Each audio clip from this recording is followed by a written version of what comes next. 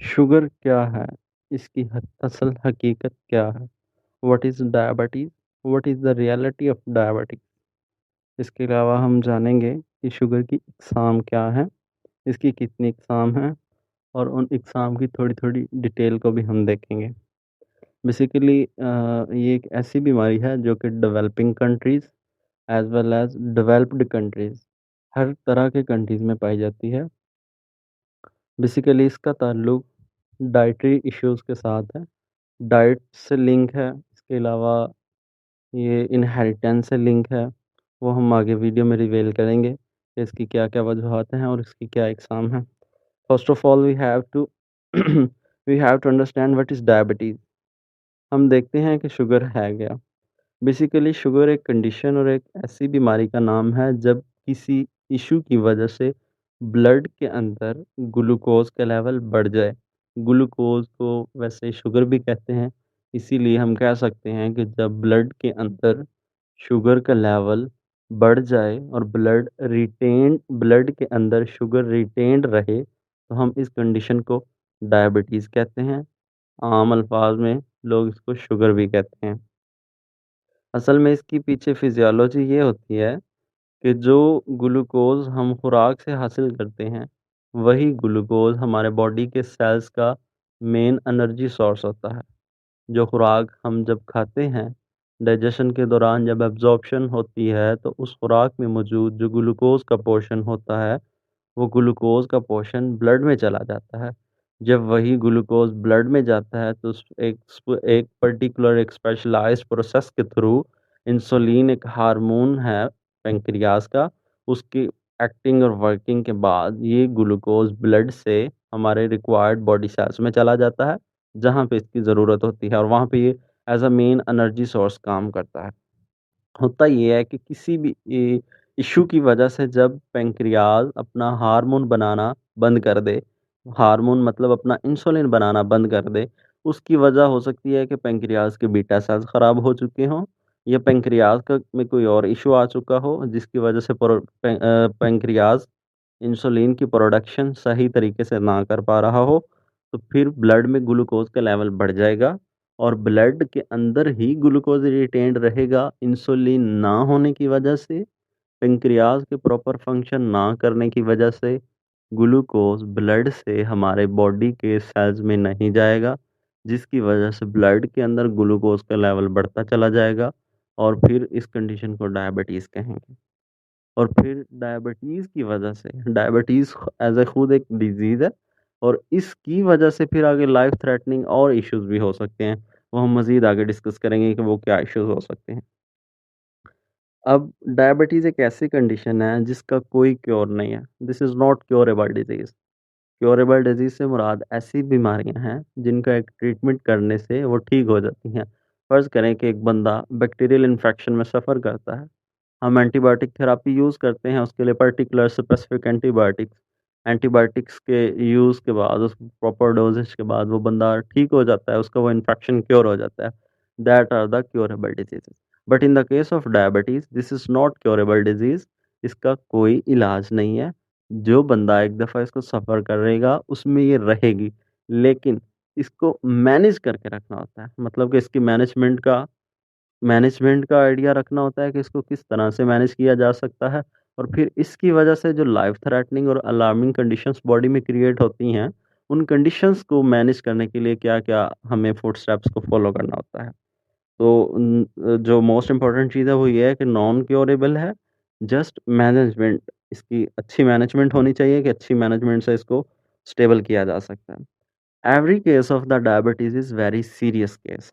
Sometimes होता है कुछ लोगों में आपने सुना होगा कि लोग कहते हैं मुझे तो बॉर्डरलाइन शुगर है, मैं एहतियात से थोड़ी शुगर खा लेता हूँ, थोड़ी नहीं खाता, कभी-कभी खाता हूँ, कभी नहीं खाता। शुगर का हर केस ही सीरियस केस है। मीन्स कि अगर एक बंदा इसमें सफ़र कर गया है तो आहिस्ता-आहिस्ता ग्रेजुअली उसकी बॉडी इस तरह अडॉप्टेड हो जाएगी कि उसके ब्लड के अंदर ग्लूकोज़ का लेवल हाई होना स्टार्ट हो जाएगा। ये तो थोड़ी-सी आउटलाइन्स थी बेसिकली इसके बारे में कि ये असल में चीज़ क्या है और इस कैसे होती है। अब हम चलते हैं मेन टॉपिक की तरफ कि इसकी टाइप्स कैसी हैं। Diabetes is a broad term, इसकी आगे कई सारी किस्में हैं। ये नहीं हर बंदे को एक ही तरह की डायबिटीज़ नहीं हो सकती, डायबिटीज़ की मुख्तलिफ़ इक़साम हैं। किसी में कुछ और तरह की होती है, किसी में किसी और तरह की होती है, किसी में किसी और तरह से होती है। और इसकी मैनेजमेंट यानी कि इसका ट्रीटमेंट, इसका जो फ़ॉलो-अप चलना होता है, वो इसकी टाइप पे डिपेंड करता है। अब जिस बंदे को एक और तरह की डायबिटीज़ है, उसमें हम किसी और टाइप का ट्रीटमेंट तो नहीं ना चला सकते। अगर हम वो ट्रीटमेंट चलाएँगे भी तो दैट विल नॉट वर्क, मतलब वो काम नहीं करेगा। इसकी मोस्टली लिटरेचर में जो टाइप्स मिलती हैं वो मेन हैं 5, लेकिन इसके अलावा सम लिटरेचर्स में इससे ज़्यादा भी बताई जाती हैं। वो इसके कॉज़ेटिव एजेंट्स में आ जाती हैं और कुछ में लिटिल बिट 3 भी बताई जाती हैं, लेकिन जो मोस्ट इम्पोर्टेंट है वो 3 है, लेकिन सम लिटरेचर में 5 भी लिखी। नंबर 1 जो सबसे कॉमन इसकी टाइप है वो है डायबिटीज़ टाइप 2। डायबिटीज़ टाइप 2 में होता ये है कि पैंक्रियाज़ अपना नॉर्मल फंक्शन कर रहा होता है। मतलब कि पैंक्रियाज़ प्रोड्यूस कर रहा होता है इंसुलिन को। लेकिन जो इंसुलिन है वो आगे अपना प्रॉपर काम नहीं कर पा रही होती, एक बात। दूसरा कि वो इनफ़ क्वांटिटी में नहीं प्रोड्यूस हो रहा होता। इंसुलिन प्रोड्यूस ज़रूर हो रहा होता है, लेकिन वो इनफ़ और रिक्वायर्ड क्वांटिटी में नहीं प्रोड्यूस हो रहा होता। जितनी क्वांटिटी चाहिए होती है ब्लड से ग्लूकोज़ को बॉडी के सेल्स तक ट्रांसफ़र करने के लिए। ये थी डायबिटीज़ टाइप 2। इससे कम जो पाई जाती है वो डायबिटीज़ टाइप 1 है। उसमें टोटली नो इंसुलिन प्रोडक्शन।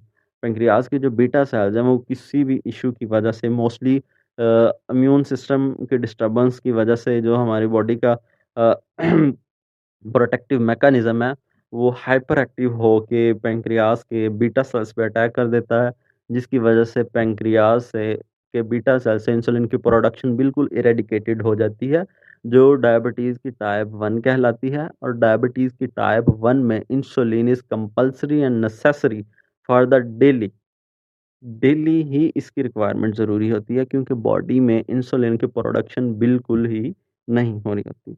इसके अलावा जो डायबिटीज़ की तीसरी किस्म है उसे कहते हैं गेस्टेशनल डायबिटीज़। गेस्टेशनल डायबिटीज़ उसका नाम ही इंडिकेट कर रहा है, ये मोस्ट वुमेन में ड्यूरिंग प्रेगनेंसी होती है। इसकी वजह ओवरवेट भी हो सकता है, हार्मोनल चेंजेस भी हो सकते हैं, लेकिन मोस्टली जो कंसिडर किया जाता है वो वुमेन्स में प्रेगनेंसी के दौरान ओवरवेट होने की वजह से जो हो जाती है, इंसुलिन की रेज़िस्टेंस क्रिएट हो जाती है और इंसुलिन की रेज़िस्टेंस होने की वजह से उनमें डायबिटीज़ हो जाती है, गेस्टेशनल डायबिटीज़। गेस्टेशनल डायबिटीज़ बच्चे के पैदा होने के बाद ख़त्म भी हो जाती है और मोस्ट प्रोबेबली चांसेस होते हैं कि वुमन में डिलीवरी के बाद गेस्टेशनल डायबिटीज़, डायबिटीज़ टाइप 2 में कन्वर्ट हो सकती है। चांसेस होते हैं, कुछ वुमेन्स क्योर कर जाती हैं, सॉरी कुछ वुमेन्स में डायबिटीज़ टाइप 2 नहीं होती, लेकिन कुछ वुमेन्स में डायबिटीज़ टाइप 2 होने के फुल चांसेस होते हैं। इससे अगली किस्म है monogenic diabetes. Monogenic diabetes is the type of diabetes that is inherited.